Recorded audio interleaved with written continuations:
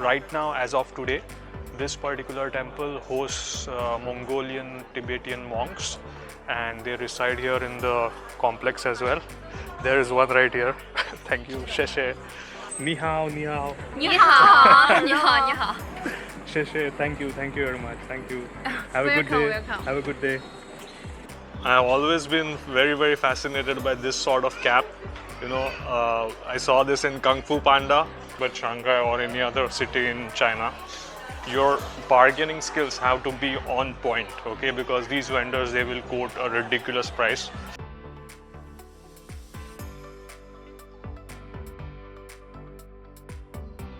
Hey guys, I hope you're doing well. This is Max and welcome to my YouTube channel. Right now I am in Beijing, China, and I just came here. I got here in the morning. I got here from Shanghai and I took the high-speed rail network from Shanghai to Beijing, which was running at close to 351 kilometers per hour. But yeah, now I am here in Beijing, China. I just checked into my hostel, and the first stop for the evening today is the Lama temple here. This is one of the famous temples here in Beijing, and the temple closes at around 5 p.m. I guess. So before it closes, I decided, why not take it off the list. This is the entrance of the temple. There is a ticketing counter here, so they charged me like 25 yuan. That's the price for entering this particular temple. This is the 25 yuan ticket that we have to purchase. And I think this is one of the temples. There are multiple temples within this particular complex. You can purchase the incandescent stick here, and this stick is used for getting your blessings. I'm not very familiar with this Chinese culture, so I don't want to mislead people, but from what I've heard is that these people pray here to the Chinese day. Let's go inside and check it out. This is a sort of a wishing bucket, if you want to give it an appropriate name. So what these people do is they throw coins inside the bucket. If you see, there are lots of coins here, and what they try to do is they try to throw the coins and make sure whichever coin lands in the bucket, that particular wish is supposedly it comes true or something like that. So I saw this particular thing in Busan, South Korea. They had a temple where they did the same thing, and as well as in Shanghai there were a couple of temples which did the same thing. There are multiple temples here. I think the first one was the primary one. This one, which is just behind me, this is the secondary and the bigger temple of the two. I came to know something interesting about this temple. So this particular temple, the Lama's temple, is supposed to be the most important Buddhist temple outside of Tibet.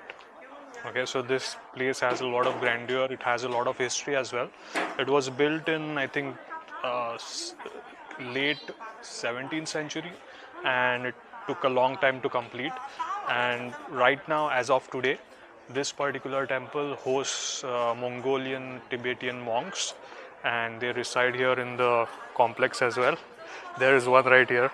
Thank you, Sheshe. So this temple has a lot of history. It has a lot of significance within the Chinese culture, and that's why even on a weekday, so today is a Wednesday, and you see so many people here, right, in the afternoon as well. Yeah, I think this might be the main temple, but if you look at the roof of that temple, it's all bamboos, all of it, right? So yeah, this one, from an architectural standpoint, this is incredible, and I'm sure at night it might be lit up with all the vibrant LEDs and all. Wow, look at that. It's incredibly beautiful here. There are these cascading temples, one after the other, each one more beautiful than the previous one, but the whole complex itself is wonderful. I can tell that it's quite old. I think they have kept that old primitive, architecture as well as, the shades of it. This particular building, which you see behind me, this is called as the Jete building, and this building was built in the late 17th century by the then emperor of China, of the King dynasty in China, and this was built to commemorate sort of the welcoming of the sixth Lama of Tibet at that time. So the sixth Pancham Lama of Tibet, he came to Beijing at that particular time, and to commemorate that particular journey, this building was built. It is currently under construction, as in they are trying to renovate stuff. But yeah, that just goes to show the history behind this particular temple here. There are lots of temple within the Beijing central area. The Forbidden City being the largest, complex, having lots of temple inside. But if you are coming to Beijing and if you love history, then definitely this is one place that you should visit. This is the Lama Temple here, and now just across the Lama Temple, there is another temple called as the Beijing Temple of Confucius. Uh, it was on the map, I just saw it, and since it's so close to the Lama Temple, I thought, why not, right? Let's go.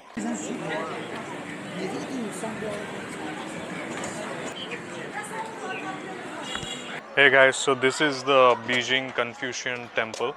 Unfortunately, the temple is closed because we have so limited access to internet and Google.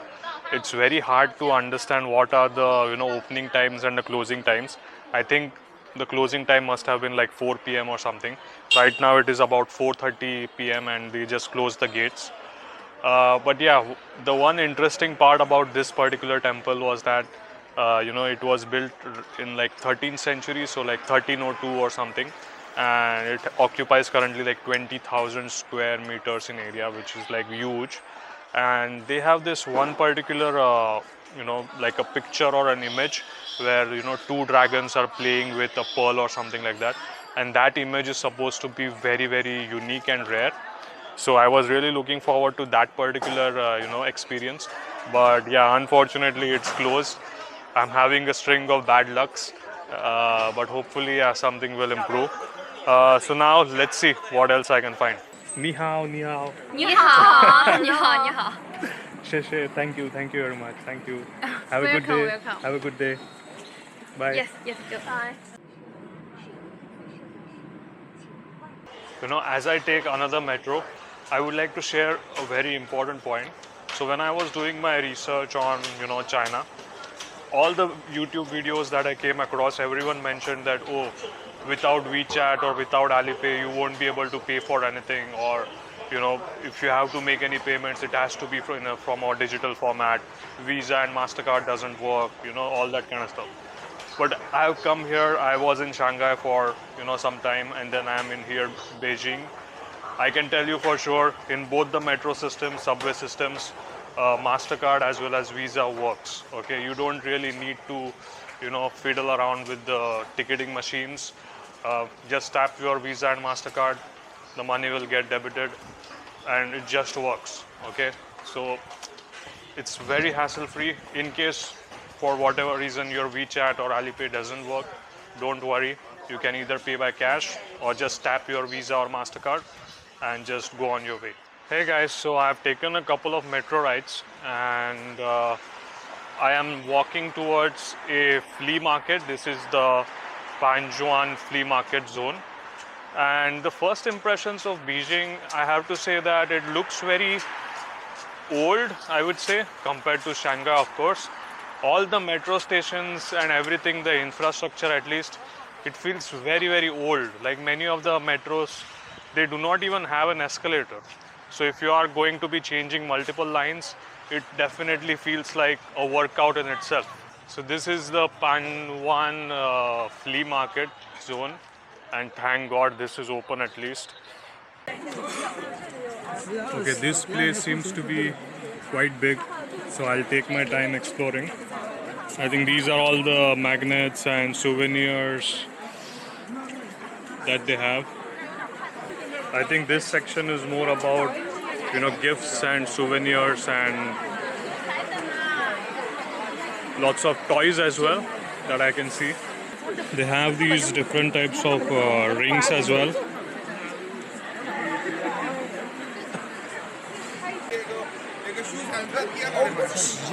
There's lots and lots to see here.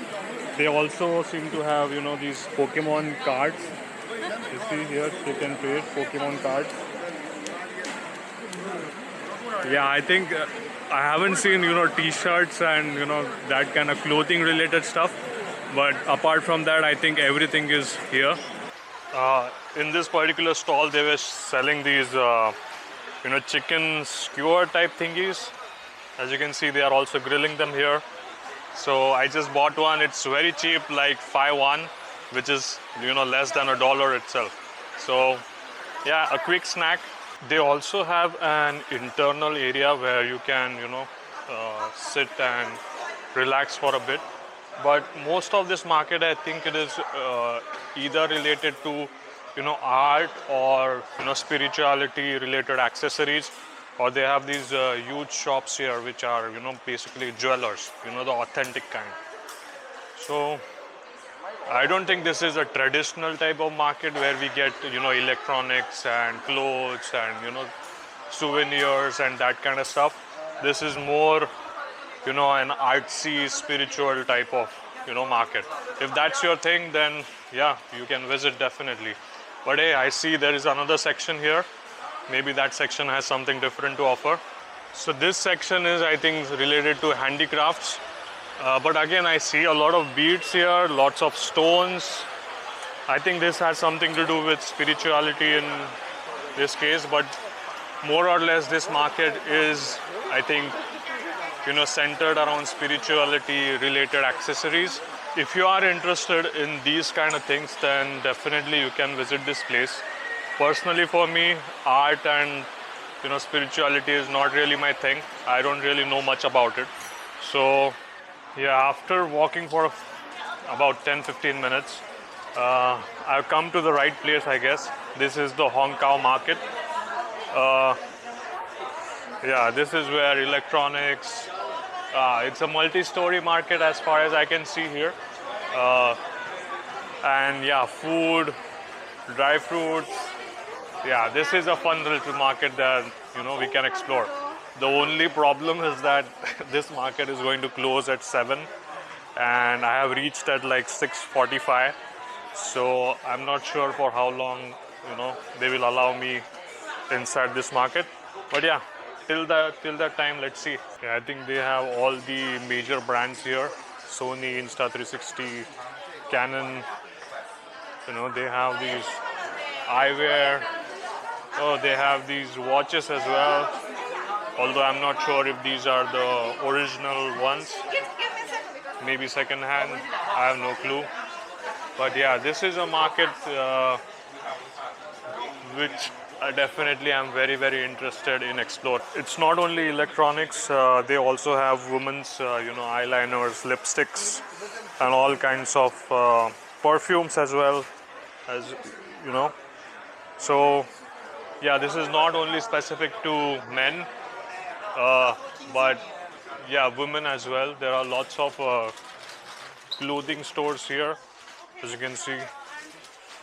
Lots of clothing stores behind me, specific to women as well. And I purchased this particular magnet. This is, the Great Wall of China magnet.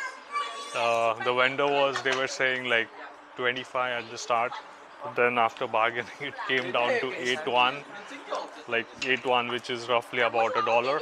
So I thought it's a good bargain. There's this shop here which mainly deals in like stationery materials, but they also have really fancy stuff. They have this. Can you see? This is some type of laser type thingy, of course, but they have it in a sort of a machine gun type mode. But they have a lot of artifacts and souvenirs that you can take home. I have always been very, very fascinated by this sort of cap. I saw this in Kung Fu Panda. Kung Fu Panda wore that cap, right? So I've seen this sort of like a medieval Chinese thing. A lot of people in Vietnam also wear these things, but yeah, I think this is made up of straw, straw type of hat. So I'm on the first floor of this mall type market, and as you can see, this particular section here, this is all leather bags, and all kinds of women's bags here as well, wallets. Yeah, they have the luggage bags, which are sort of ubiquitous in any of the markets here in China. Hello. Just like Shanghai had that Yatai market, Beijing has this market which is for electronics. As you can see, like the entire row there till the end is electronics. Same with this particular side. They're selling laptops, like all kinds of stuffs here.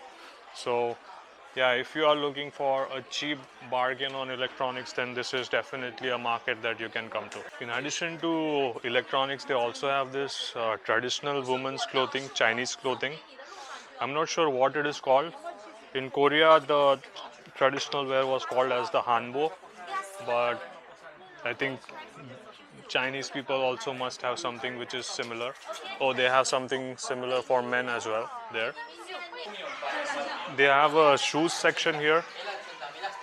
I don't think these are the original ones.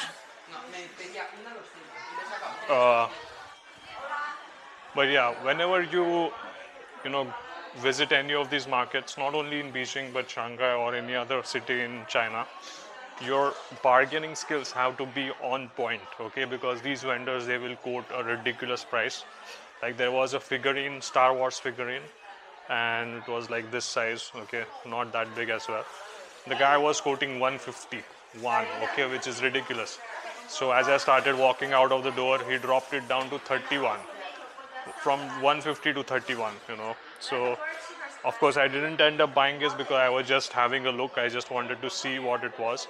But yeah, you have to be very, very, you don't have to give in. They will drop the price themselves. Yeah, this is the second floor of the market, and I think this second floor is more specific to, jewelry and pearls and, ornaments type of thingy. This Hong Kong market also has their own food court. So the basement, stage, they have their own food court. So if you are coming to this market and if you need a bit of a snack, then you can of course visit there. Unfortunately, this market is about to close now. The business hours are from 10 a.m. in the morning till 7 p.m. at night. So if you are going to visit this market for any electronic requirements or any clothing requirements, it's sort of a one-stop shop for everything. You can get your souvenirs here as well. But make sure that you visit much before 7 p.m. because they are about to close now. Yeah, I found myself a spot which was open uh, near my hostel. This is like an authentic, Chinese restaurant, and I ordered, kung pao lychee chicken or something like that. Let's see how it is, and a bowl of rice that is complimentary. And to be frank, Beijing seems very old school. It doesn't really seem as modern as Shanghai. I haven't seen a skyscraper yet, uh, but yeah, we'll see tomorrow. But yeah, if as I continue exploring Beijing, I'll be sharing more information, tips, and tricks with you all in this video blog. Uh, if you have any queries related to the itinerary of China in general, like whether it's Shanghai or Beijing or any travel related queries, then please let me know in the comments below and I'll get back to you as soon as possible. I hope this particular video was informative and valuable, and hopefully it helps you plan your trip to Beijing. I hope you had a wonderful day. I wish you Godspeed and thank you for watching.